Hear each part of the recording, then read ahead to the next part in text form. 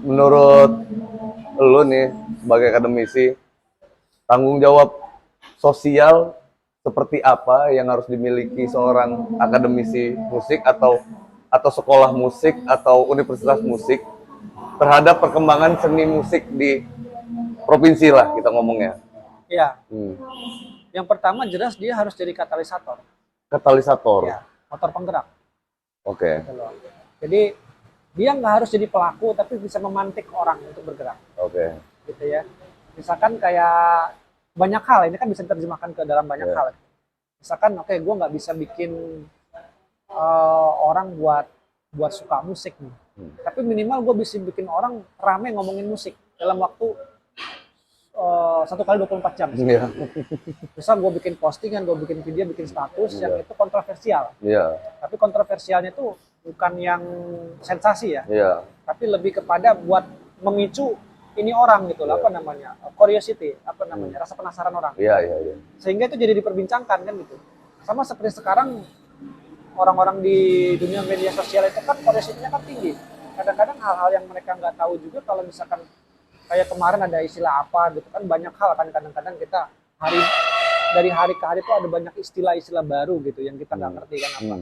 Terus kemudian kita cari tahu kan, apa sih ini maksudnya istilah ini gitu.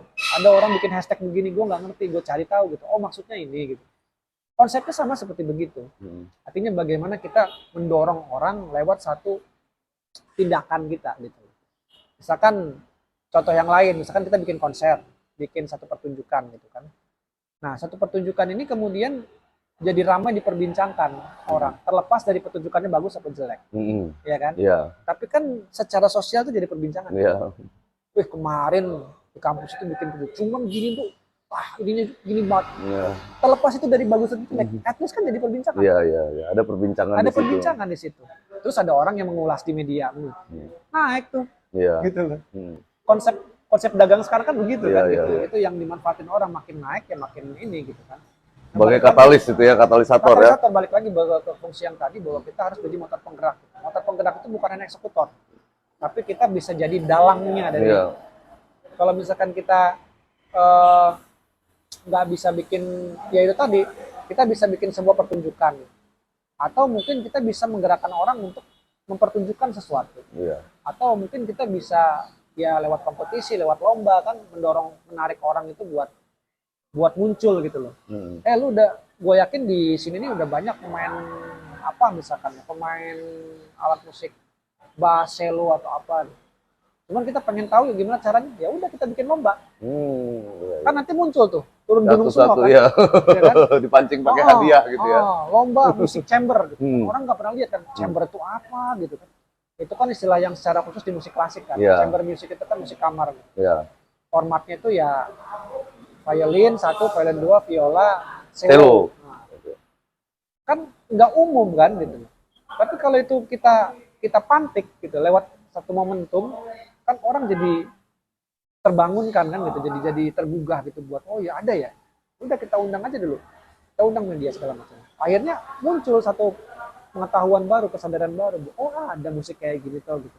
Ya memang dari dulu ada, cuma nggak di blow up gitu, jadi orang nggak tahu gitu. Jadi menurut gua fungsi yang paling penting itu, jadi kita harus bisa mendorong orang itu buat bergerak. Kemudian kan mahasiswa-mahasiswa kita ini kan dari mana-mana ya Mas ya, jadi ada yang dari Waikanan, ada yang dari Lampung Timur, dari mana-mana. Harapannya kan mereka setelah lulus kan balik lagi ngebangun kampungnya nih, wilayahnya, daerahnya, dengan seminim-minimnya kemampuan mereka. Nah itu sebetulnya inti dari itu gitu. Jadi mereka tuh akan akan jadi agent kita nanti di daerah. Gitu loh. Mereka buat mendorong walaupun mereka nggak memiliki kemampuan yang high quality. It's okay, tapi yang penting mereka tuh jadi pemantik aja dulu. Dengan keberadaan mereka itu daerahmu bisa jadi apa gitu. Nah itu yang kita dorong sebetulnya. Gimana caranya? Makanya salah satu basic skillnya adalah di perkuliahan kita think kreatif. Berpikir kreatif, pikirin apa yang orang nggak pikirin gitu, terus selalu out of the box segala macam gitu. Karena pemikiran itu kalau diasah, dilatih terus, itu akan kebiasaan. Jadi ketika nanti dia sudah keluar, udah nggak lagi di dalam bimbingan kita, dia selalu ingat ajaran kita gitu. Oh, gue harus diajarin untuk kreatif segala macam. Ketika dia bikin program dia kreatif. Ketika dia bikin satu acara dia pasti menggunakan ilmu itu kan gitu. Yang udah kita ajarin tadi gitu. Jadi nggak harus dia jadi eksekutor gitu. Nggak harus semuanya jadi anak band, nggak harus semuanya jadi kadis pariwisata gitu loh. Dengan role yang banyak itu, dengan peran-peran yang terbagi di berbagai lini itu tadi, gue pikir semua orang tuh bisa jadi decision making di kapasitasnya sendiri, sehingga makin banyak itu, makin beragam itu makin bagus buat kamu. Ya kalau semuanya jadi kayak kita gitu, jadi dosen gitu, lah nanti siapa yang mau jadi eksekutor di lapangan kan? Bahkan ada satu mahasiswa gue dulu, dia jadi operator lighting. Gua kalau ketemu gua puji-puji dia. Walaupun yang mungkin secara finansial itu ya mungkin inilah standar lah gitu. Gua nggak lihat dari itunya, tapi kita lihat dari eksistensi dia dan konsistensi dia di bidangnya dia itu. Sehingga orang-orang lain, gua tuh ketika harus ngomong, kayak tadi masalah finansial tadi kan, ngapain sih sekolah musik, belajar musik, emang bisa jadi apa? Nah, kan gitu. Bisa jadi gua, bisa jadi si itu, bisa jadi lo, gitu loh. Jadi makin banyak contohnya, gue makin enak ngasih ininya gitu loh. Pasti pertanyaan dasar yang muncul kan pasti itu kan? Iya, gitu. Kan kalau bidangnya cuma satu kan cuma satu contohnya. Banyak kok. Bahkan gue sendiri ya itu tadi menjadikan gue sebagai modeling buat murid-murid gue. Bukan berarti ini ya ini memang harus dengan bijak disikapi supaya nggak terkesan kita meninggikan diri kita sendiri gitu. Tapi memang gue seperti itu. Artinya gue pun dulu begitu ketika gue belajar gitar, gue belajar itu ada sesuatu yang ngedriven gue. Gue pengen kayak sini deh. Sekarang gue udah bisa dibilang mungkin udah melewatin pengetahuan orang yang dulu gue idolakan. Terus kan ada lagi di atasnya lagi kan gitu. Di atas langit masih ada lagi. Gitu. Awalnya bukan orang jauh, orang-orang dekat kita dulu di kampung, di apa. Terus udah sampai ke titik itu kita naik lagi gitu. Wah, gua ngelihat sini, wah keren sini mainnya. Terus kita kan naik lagi. Jadi kan begitu. Harus ada sesuatu yang nge-driven kita. Nah, kita bisa memposisikan diri di situ gitu. Balik lagi kepada kata-kata tadi. Kita bisa jadi pemantik buat ngedorong orang-orang untuk bergerak. Dan kata-kata itu bisa diterjemahkan dalam arti yang luas. Masing-masing ya. Nah, kalau ngomongin kolaborasi, sejauh ini prodi musik di Universitas Lampung berkolaborasi dengan komunitas musik atau organisasi musik di daerah, seperti apa yang udah dibangun kolaborasinya? Ya, banyak atau apa yang sudah dibikin gitu sama? Ya pertama-tama mungkin Sanggar ya. Kita udah banyak berkolaborasi sama Sanggar, baik secara legal maupun yang tidak ada formal, informal gitu, tidak ada legalitasnya gitu. Artinya memang kan masyarakat kita ini, terutama mahasiswa kita ini kan dia hidup di banyak, ibarat hewan itu kayak amfibi ya.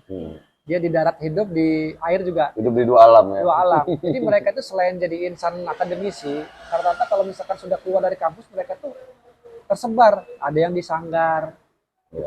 Dengan sendirinya itu kan terjadi sinergitas di situ.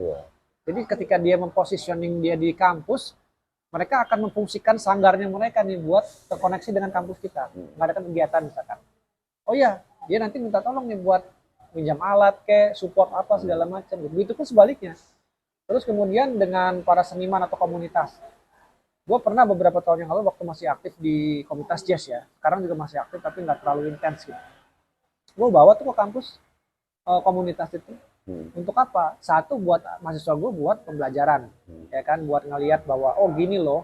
Sanggar tadi dibawa ke kampus ya? Iya, komunitas. Nah, komunitas gue bawa kampus gini. Komunitas apa itu? Jazz. Dari Rakata Jazz sama Kalima waktu itu gue ajak. Ya sebetulnya nggak ada benderanya sih, pokoknya orang-orang yang intinya. Nah, gue waktu itu make istilah Jazz Go to Campus di GTC lah. Walaupun sebetulnya itu udah ada IP-nya kan, udah ada kepunyaan siapa gitu kan. Udah milik siapa gitu ya. Tapi memang itu kan gak gue publikasikan. Jadi hanya untuk pribadi. Jadi udahlah, yang penting gue pakai aja lah istilah itu gitu. Kemudian singkat cerita, mahasiswa tuh senang. mereka excited banget ngelihat segala macam. Termasuk Mas Dondo tuh Trisong gua libatin juga. Artinya semua memang kita nggak melihat siapa reputasinya apa, kita libatin semua.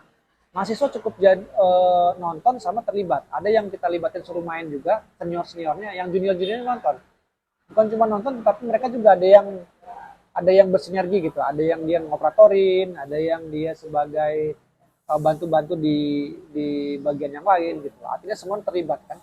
Nah, gue menjadikan itu sebagai sebuah apa ya, market pembelajaran gitu, yang terjadi di luar kelas. Kalau dalam kelas itu yang teorinya, di luar kelas itu mereka tuh mengalami ambience, suasana bagaimana, oh begini toh, cara menikmati pertunjukan dan mengapresiasi orang. Dulu kan sempat ada panas nih, gue panggil tuh, yang nonton semua di sini ya, gue panggil semua, pokoknya kalau nggak ini nilai lu jelek sini. Gitu loh. Biasaan cuman dosen kayak gitu ya. Iya. Untuk hal tertentu gue menggunakan otoritas. Iya, pasti. Dari situ kan mereka tergerakkan di situ untuk stay gitu. Iya. Gini loh caranya menghargai orang. Nah itu yang gue balik tadi sebelum jangan-jangan orang kita itu belum tahu cara menghargai orang. Iya. Jadi harus kita kasih paham dulu. Iya. Oh begini cara menghargai orang ngomong gitu kan. Dengan lu melihat lawan bicara lu, dengan lu nggak main HP dan sebagainya, kan gitu cara menghargai orang kan. Iya, gitu. Nah cara menghargai musik gimana? Ada juga. Iya. Dengan bukan cuma lu duduk, tapi lu menyimak. Kalau mungkin di konser singelong gitu kan, bernyanyi bareng dan sebagainya, gitu. Teriak, mengekspresikan diri lu lah. Iya. Cara lu menghargai musik klasik beda lagi. Iya. Dengan lu diem, lu berisik malah lu nggak menghargai mereka gitu. Ganggu banget itu. Iya, lu berisiknya saat di akhir konser. Iya. Tepuk tangan. Kan macam-macam. Iya. Nah, dengan membawa mereka ke berbagai experience itu, mereka jadi belajar, oh ternyata musik itu luas ya. Ke musik ini experience-nya begini, musik ini experience-nya begini, musik ini karakternya begini. Jadi mereka punya semacam set of knowledge gitu, seperangkat pengetahuan buat mengcompare, dan itu pengetahuan yang akan mereka jadikan sebagai sebuah apa namanya, ya bekal mereka setelah nanti mereka berkiprah di masyarakat.